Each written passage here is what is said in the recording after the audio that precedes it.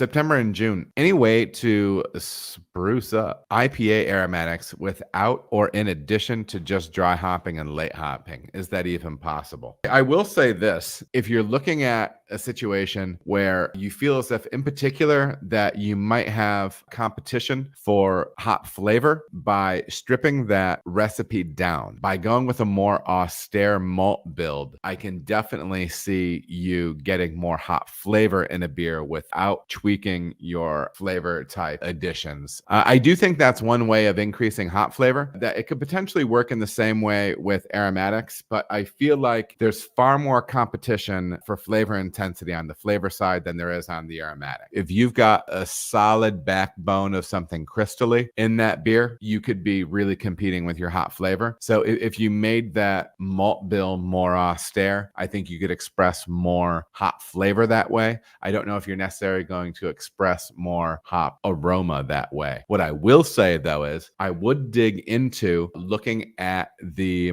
survivables chart from YCH, and you might be able to use the same amount of hops late and in the whirlpool and on the dry side if you were to use varieties that are specifically built for that. Like for instance, something like Idaho 7 has great survivability. If you were to use that in the whirlpool or late, that survives into the finished beer post-fermentation very, very well. So for instance, like Jeremy Marshall at Lagunitas used to say that the fermentation is the second boil. So when you're boiling your hops, you're blowing off aromatics, but the fermentation can also do that as well, right? That survivable sheet will give you a really good idea of hops that will tend to last into the finished beer. So using the same volume of hops, you might, by referencing something like that, you might be able to get more finished hop flavor and aroma into the finished beer. I feel like at the last minute, I remembered something and it kind of pulled off that answer. This is just me just patting me on the back. You know, that's what everybody's here for, right?